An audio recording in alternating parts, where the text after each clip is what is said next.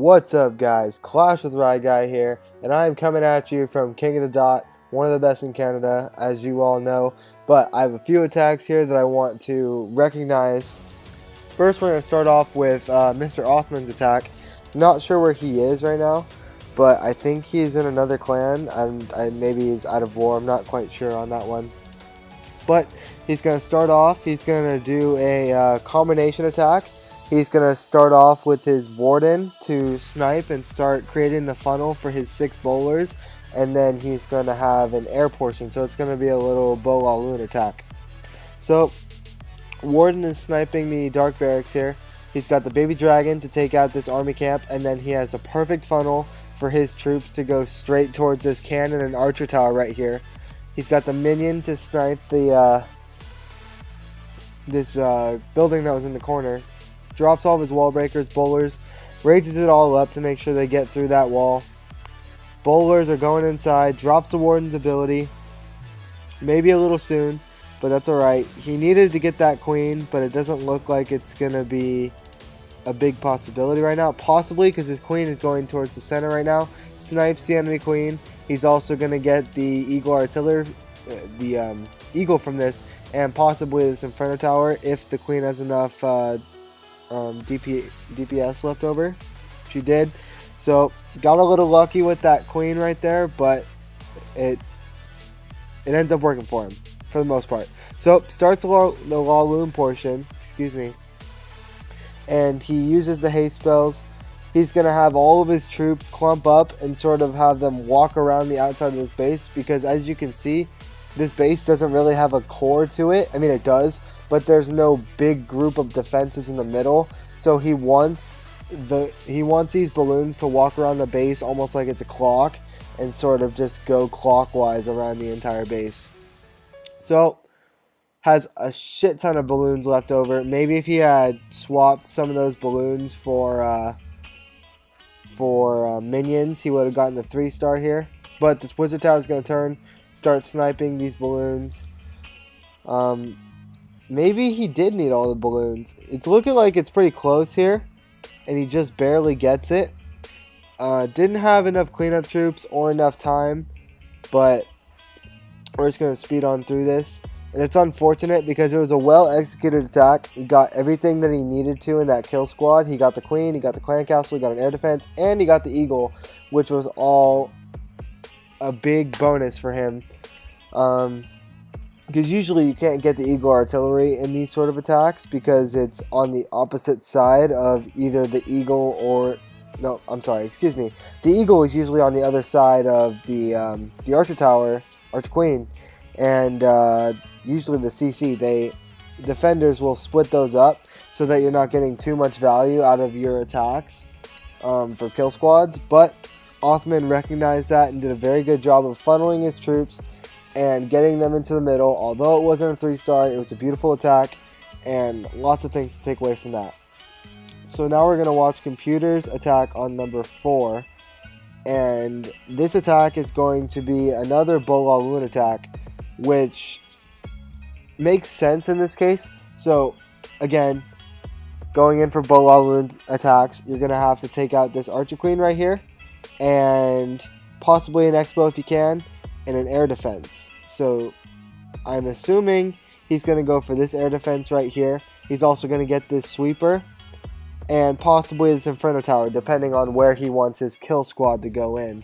Also, the Eagle artillery is right here. So if he had created a bigger kill squad and put a jump maybe right here, he would have been able to jump through all these compartments and get the Eagle artillery, the Inferno Tower, air defense, cannon, expo, wizard tower. He would have been able to get rid of all of that, and possibly even these other expos and air defenses. But nevertheless, it's going to start with the Warden here to snipe that building in the corner.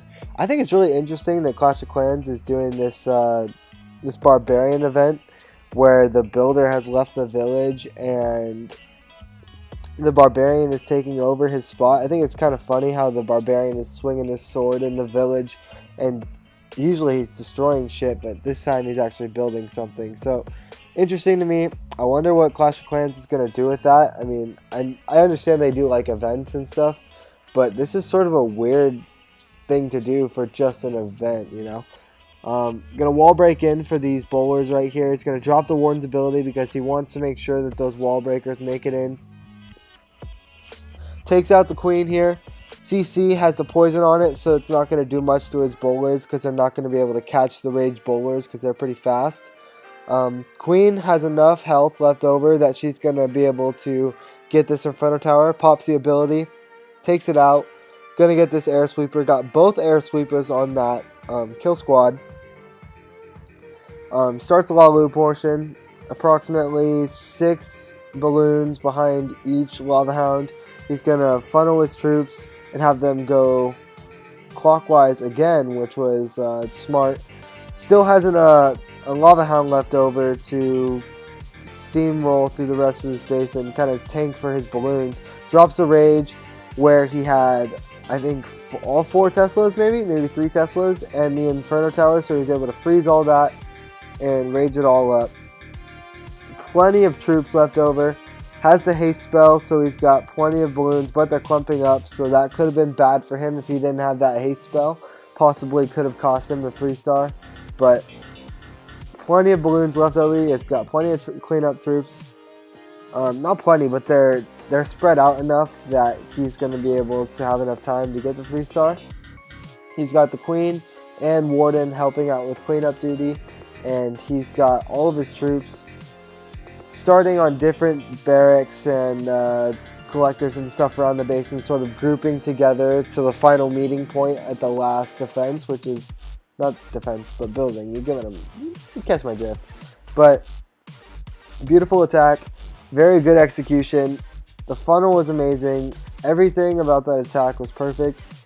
And I would have changed a few things, but that's just attack preference. So we're going to watch... I'm not going to say his name, but it's Jesus Christ, the godly attacker. So we are going to go in with a bitch attack, and he's going to start off with 3 witches in the at the 9 o'clock and 3 witches and a couple bowlers at the 6 o'clock, and they are going to walk around the space. He's got the main army going in towards the center right now. He's got the jump spell, and he's got a second jump spell to get them in towards the middle. Drops the rage right there. I'm pretty sure he's going to drop the warden's ability soon. Maybe... It didn't really make sense to drop the warden's ability right there because they weren't really in danger, because most of them were walking around the outside of the base. But he's got a heal spell for the middle right here because he knows that it's going to be dangerous for his bowlers. So heals them all up, rages them up again, and he's got this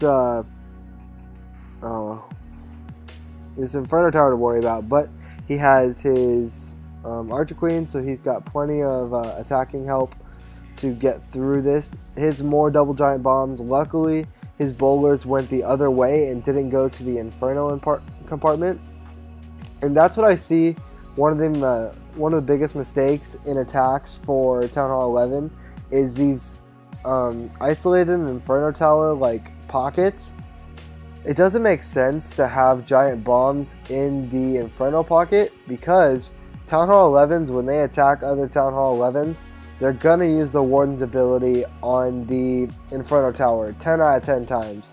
So if you put your giant bombs there, it's just gonna be a wasted giant bomb because the Warden ability is gonna pop and you're not gonna get the most out of your trap there. But if you placed it like somewhere near like the Eagle Artillery, they won't be expecting that. They'll expect maybe like air mines or something like that, but they won't expect a giant bomb to be there. So it's all about catching the person you're defending against off guard with your base build, and you don't want to be too predictable in what you're making. But at the same time, you want them to think that they are going to be in a certain place, so that they will use the Warden's ability in that position and they're forced to use it on the Inferno Tower. But then later on in the raid, they'll realize that there was a better opportunity that they could have used their Warden's ability, and possibly could cost them the 3-star.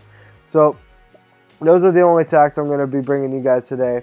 Hope you guys enjoyed. If you did, make sure to like, comment, subscribe, turn on those post notifications, and I'll see you guys in the next one. Have a good one and clash on.